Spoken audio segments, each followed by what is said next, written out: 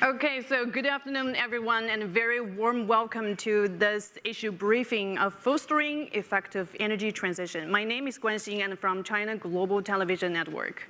It's a great honor for me to sitting with this distinguished panelists to discuss this very important topic. So energy transition is obviously central in our global climate action. The carbon emissions from the fossil fuel industry account for over 70% of global emissions. So to examine where we are and track the progress, the World Economic Forum has provided valuable insights by benchmarking of 120 countries over the past 14 years. And the latest edition is out last Thursday. So during today's session, we'll delve into the global situation of energy transition progress, and we'll delve into the top performers of the ETI 2024 and examine their strategies proven effective for an equitable and sustainable, secure energy future. So firstly, allow me to introduce our distinguished panelists. Mr. Xin Baoan, Chairman of the Global Energy Interconnection Development and Cooperation Organization. Welcome, and thank you for joining us. Professor Melissa Lott, a professor at the Climate School of Columbia University. Thank you for joining us, Professor Lott. Thank you. And of course, our Aspen Mallowan, Head of Energy Transition Intelligence and Regional Acceleration at the World Economic Forum. Welcome. So let's get started with Mr. Mallowan, because I want you to set the stage for us. Where we are in this energy transition, please walk us through the key findings of the ETI 2024. What are the top performers and what strategies have proven effective? Thank you. Thank you so much. So this report benchmarks 120 countries on 46 indicators covering current performance in terms of energy sustainability, equity, and security, as well as readiness for transition. Of course, an index can never fully mirror the complex reality on the ground, but can give a good indication. So what we have seen is that 107 out of 120 countries have improved their performance in the last decade. And several countries are continuing on that fast transformation journey. But we also have seen over the last 2 years that the momentum is slowing down in the face of more global economic volatility, geopolitical volatility and uncertainties as well. And actually, over the last 3 years, the improvements have been 4 times less than the 3 years before. And why is this a problem? One is obviously the climate issue that you alluded to in the beginning, but the second is really also this ability to fully deliver on energy security and equity. And we have seen rising inflation and borrowing costs of capital means that the investments and the financing of the energy transition has become much more challenging, especially in emerging and developing economies where they need it the most. And then we also have seen interconnected energy systems and supply chains being challenged by the geopolitical landscape. And of course, we have some top performers. Some of the European countries are among the top performers. We have Sweden, Denmark, Finland, Switzerland, and France on the top. But we also have some G20 economies in the top 20. So there is Brazil, there is China. China is number 17 and better than the US, which is number 19. We also have the UK in the top 20. And China is really leading the way globally when it comes to the ramping up the renewables and the clean energy system, the manufacturing, for the benefits of China, but also for the benefits of other countries in terms of reducing some of the cost. And lastly, innovation is here a key factor. And we need to continue on the technology race. It needs to be a race to the top where people can collaborate for mutual benefit. We see continued innovation in electromobility, battery storage, hydrogen, and a new area, AI for energy transition as well. I'll come back to a few more points, but those are some of the high-level findings. Okay, Aspen, our turn I will turn to you later for some of the specific points. And now let's turn to Mr. Xin. Because China has seen very tremendous growth in its renewable energy sector. Could you help us understand what factors are driving this development?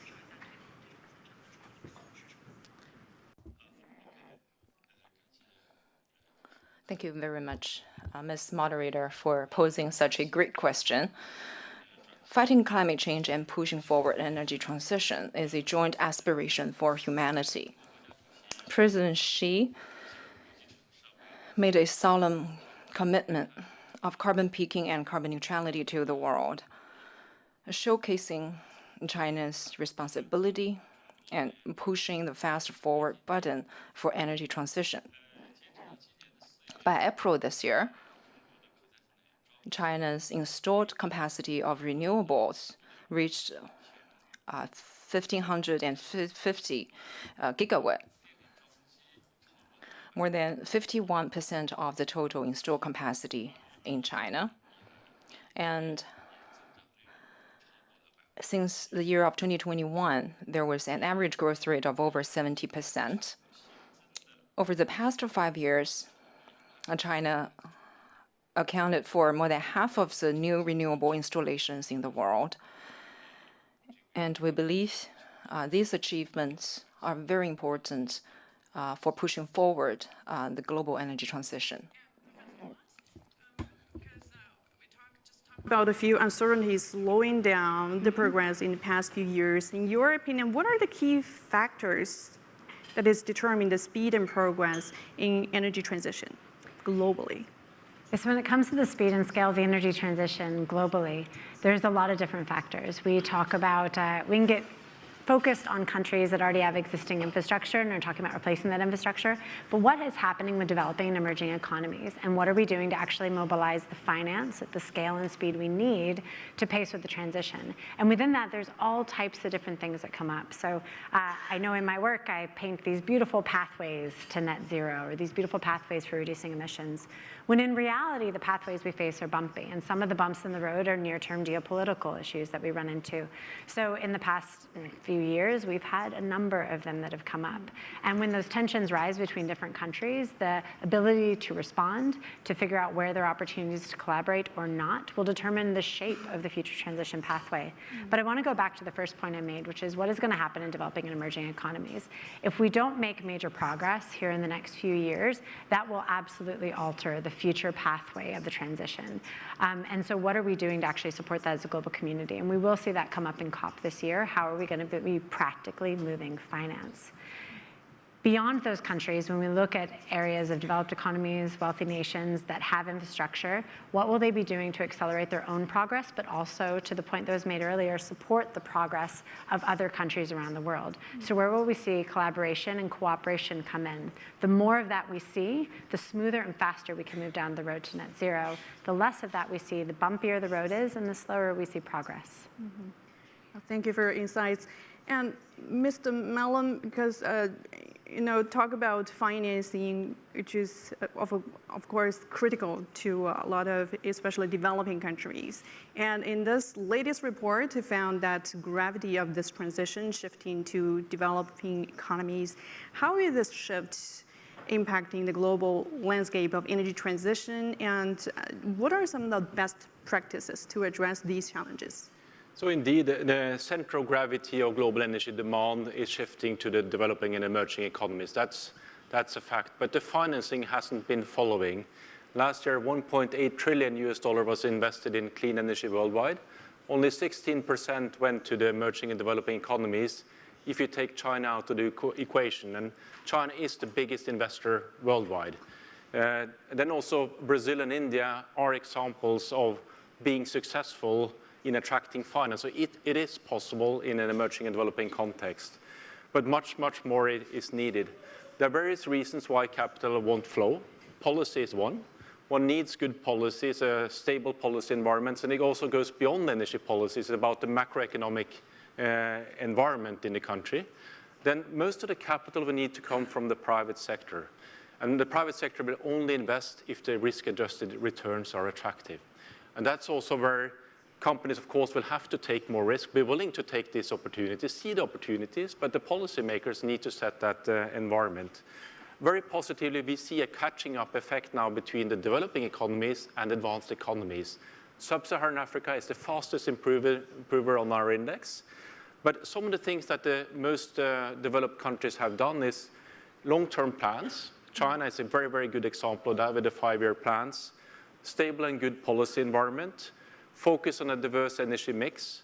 Energy efficiency policies and policies to stimulate also renewables. And then, last but not least, interconnections with other countries, grids and collaboration. And that's a very important point, that collaboration is really fundamental to this for everybody, and that's a global point. Well, just a quick follow-up question, because you talked about China's strategies, which has proven very effective in accelerating this transition, but it also become a point of trade friction recently. So how do you make of these frictions concerning these green tech products, and what's the implication for the global transition towards net zero? So I can comment, maybe others want to comment as well, but China's been, of course, very, very successful in building supply chains and a huge capacity in batteries, electromobility, solar, wind, and a few other areas. And with scale comes cost reductions, and with cost reductions come competitive advantage, which then, of course, benefits consumers to get access to lower cost products. But of course, China is not the only nation that wants to build competitive advantage and wants to build industries. So it's natural that other countries will also want to have their piece of this clean energy share. So I think what is needed here is really to find those win-win opportunities that can be business to business. And I know some companies are really starting to do that. It can be country to country, or it can even be a multilateral fora, like COP was mentioned here by Melissa. There's also the G20. There are international fora, and China, as the biggest emerging economy, as a leading player in this field, can also play a critical role here.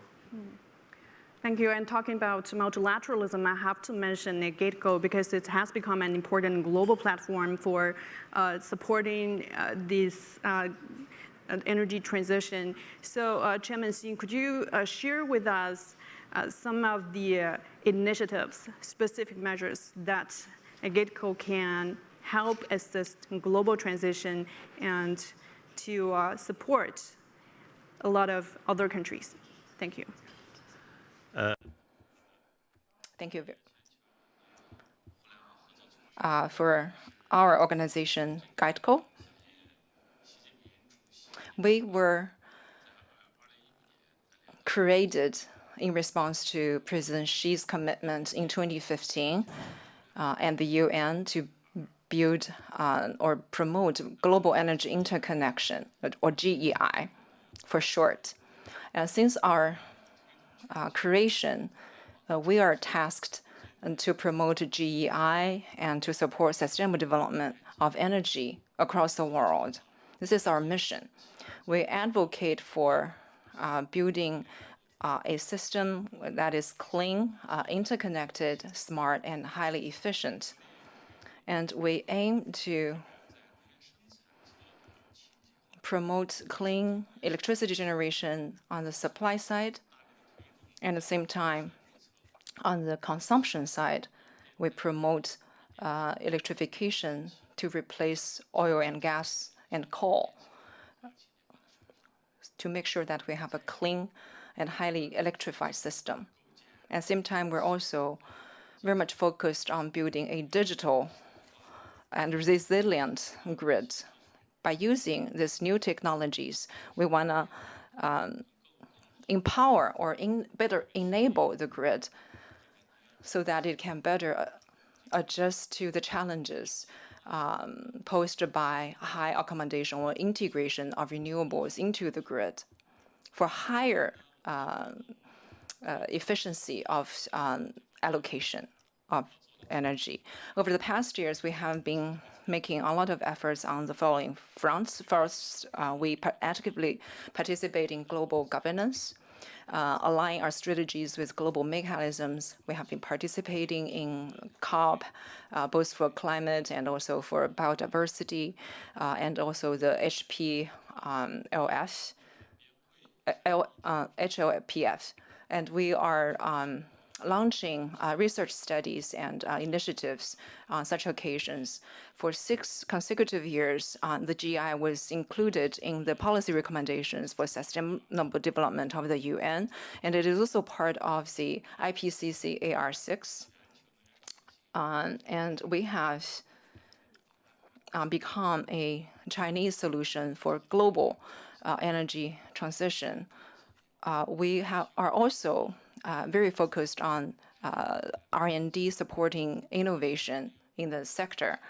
And over the past years, we have completed studies, 2 sets of 1+6 planning reports on global and continental energy interconnection and clean energy investment and development, and also over 80 research outcomes. We have also been building platforms for collaboration.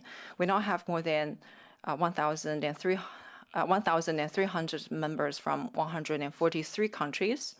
At the same time, we're also working with international organizations, and we have signed over 50 cooperation agreements with the UN and other international organizations, as well as government agencies, businesses, and institutions across the world. We are also leveraging the role of our international NGO positioning, building platforms and bridges. For instance, we are supporting international standard setting and mutual recognition in the field of clean energy and transitional connectivity. And to spark more international cooperation, we're also offering training programs for Africa and also the League of Arab States. A total of 2,000 people have been trained. So we have been helping them with capacity building so that we can support clean and low carbon energy transition in these regions. Thank you, Chairman Xing. China has been actively offering the world its wisdom and solution. You're really expert on environmental policies, climate policies, but there are so many policies that have become a central point of debate around the world because of the impact on other countries, like the America's Inflation Reduction Act and the Europeans' carbon adjustment mechanism has also become a concern for Chinese experts. So what is your view on these policy making and the implications for global cooperation in trade, energy trade? So a couple different things. One, these policies really highlight to me how differently different parts of the world are approaching solving this problem. So depending on so many different factors within each country, what is the pathway that that community, that society has decided it's going to actually approach reducing emissions? So when you look at the Inflation Reduction Act in the United States, so in my home country, and you look at the process by which it was approved and made into law, and money was spent and movements were made, it was a big compromise. It was a big getting together of a lot of different diverse sets of opinions and finding a path forward. One that we talk a lot about how it's full of carrots and not sticks, how it incentivizes things but doesn't actually have much of a negative downside if you don't do things. So it gives you a credit if you do something that is good. But if you don't do it, nothing happens. So what do you do in terms of restrictions? It's not actually restricting the number of emissions or requiring an emissions reductions. It's incentivizing things that it hopes will get technologies and systems over the line. What it doesn't do is actually figure out how to build big infrastructure systems, which is a problem when you talk about getting to net zero and getting emissions all the way down.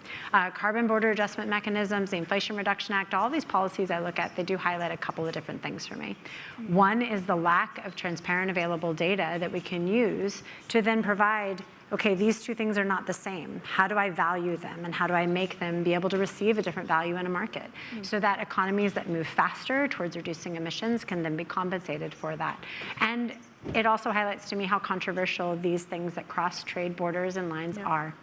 They can be very isolating, and they've highlighted something that we know in the research but is now coming to play in the policy discussions and in our discussions here at this meeting, which is to get all the way to net zero, to solve climate change in a way that balances sustainability, the equity points you brought up earlier, and affordability, et cetera, we need collaboration and we need lots of people participating. And so when you have policies that design a narrowing of that, that can be problematic and that can provide tensions. So the question is next, how will elections this year, how will a lot of different conversations evolve to allow that to evolve to a productive future? If the goal is net zero, we have to move fast. Thank you. And Aspen, would you like to add a few comments on this? Do you have policy recommendations on how to ensure a fair and just a transition? I think at the macro level, we all share the common objectives. We want to secure equitable and sustainable energy system. So that's good. And we have also climate objectives. The world faces a climate crisis. We're all in the same boat. Yeah. Then as Melissa said, there are different situations, there are different tools. But I think two things will be important. One is that we use all the policy muscles. So the climate policies, the energy policies, tax policies, economic policies, trade policies, to really help solve this thing. The second is that we also really think about incentivizing investments, and we think also about cooperation opportunities across the borders for mutual benefit. So those are some of the elements that I think are important. And last point, let's not forget about people. Ultimately, we're all doing this for the people so that people can have access to energy. They also need to be part of the transition journey and see the benefits. Thank you for the comment. And we'd like now to open the floor to questions from the audience. If you want to ask the questions and engage directly with our expert, please raise your hand. Okay, this lady on the second row. Do we have a microphone?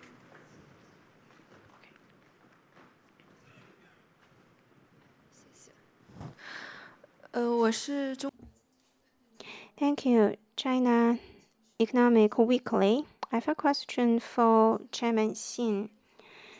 China has adopted an array of policies to promote cross-province trading of green electricity. What were the hobbles of the inter-provincial trading? And after adoption of the policies, how would these policies promote economic transition and green electricity trading? Thank you for your question. Green electricity trading has been a policy highlight by China in the recent years.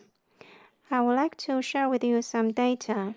After years of major moves, market development, the promotion of green electricity and integration of renewables into the grid in 2023, more than 180 billion kWh of green electricity has been traded, and that has been soaring up growth.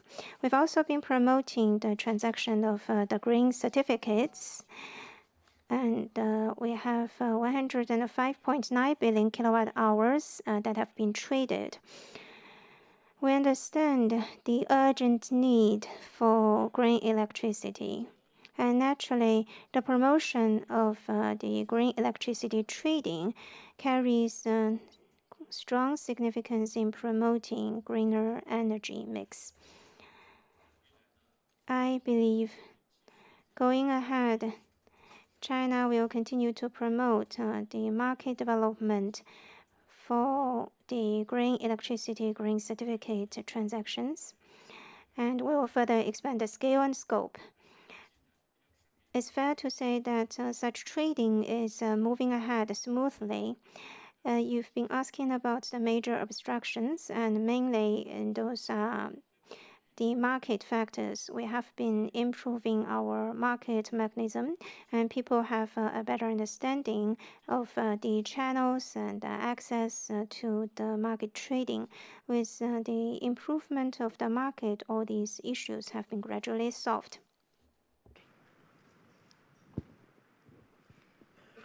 Hi, I'm Benoit Boulay, AVP Innovation Partnerships at McGill University in Montreal, and a professor of electrical engineering.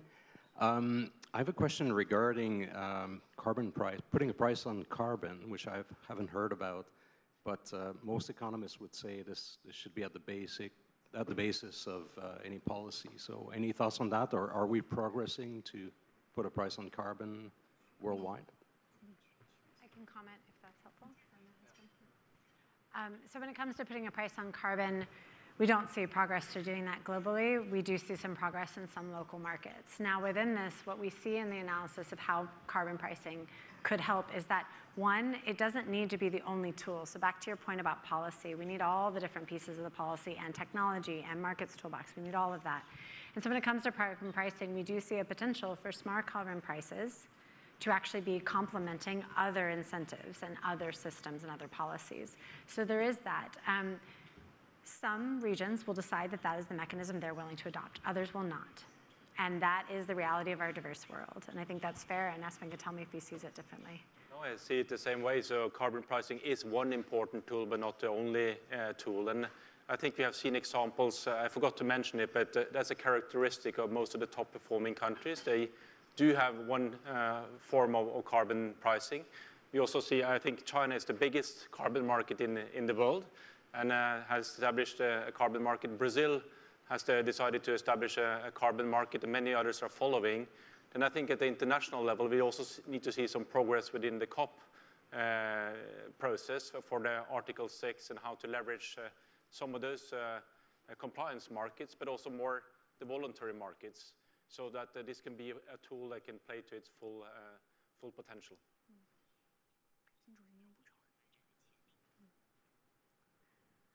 Okay, and the gentleman on the third row. Okay, Lin Wei Ma from Tsinghua University. So I think with more and more wind and solar introduced, so energy system become more complex. We need digital technology to facilitate a smart energy system with high penetration. But my question is that how do you think that digital technology can accelerate the energy transition? And if so, how we can promote international corporations on sharing of big data and digital technologies? Thank you. I can take that. So when it comes to digital technologies, and I'll expand it to digital technologies and AI, they can help us across the entire system, from supply, all the transformation and transition. So whether it's wires to move the electricity we spoke about, or whether it's liquid fuels through pipelines, others. And also the demand side, it can help us to optimize that system so we have less waste in the system, and so that we're getting what we actually want, which at the end of the day, as an engineering professor, I love electrons. That is not actually what I care about, though. I care about cold food in the fridge that is preserved for a period of time, and the ability to study and the ability to support my family. Those are the things I actually care about.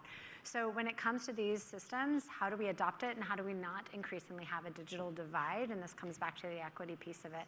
One thing I will highlight is that when we talk about equity, we often talk about minimizing the risks of the energy transition on vulnerable populations. But this question here actually highlights the second piece of it, which is who gets access to opportunities. So who will have access to these digital technologies, not just in creating them, but using them and benefiting from those systems. So where will those opportunities lie?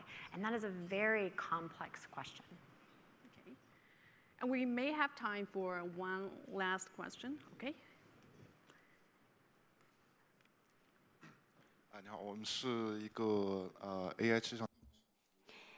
I'm an AI large model supplier serving the electricity sector. I have a follow-up question for Chairman Xing.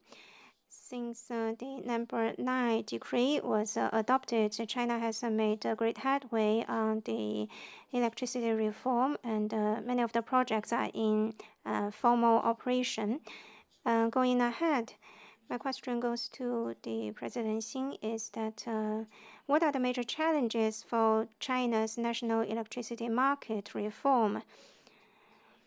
Thank you for giving attention to China's electricity sector reform, power sector reform.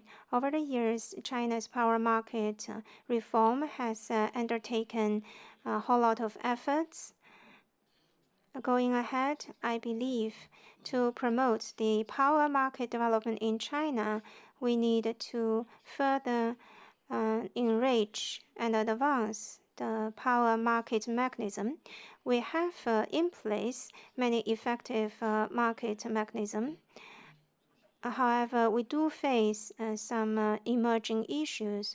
We need to continue to solidify our market mechanism in terms of the policy design, including pricing, including price, particular the pricing formation mechanism by the market. And in energy transition, we need to develop lots of clean energy. So how to accommodate and integrate all this clean electricity into the grid, that requires lots of investment. And that will take some time, for the entire society to support such efforts and investment. So there are lots of things we need to do. And thanks to all our panelists for their invaluable insights. Please join me to give them a round of applause. Thank you for joining this session. See you next time.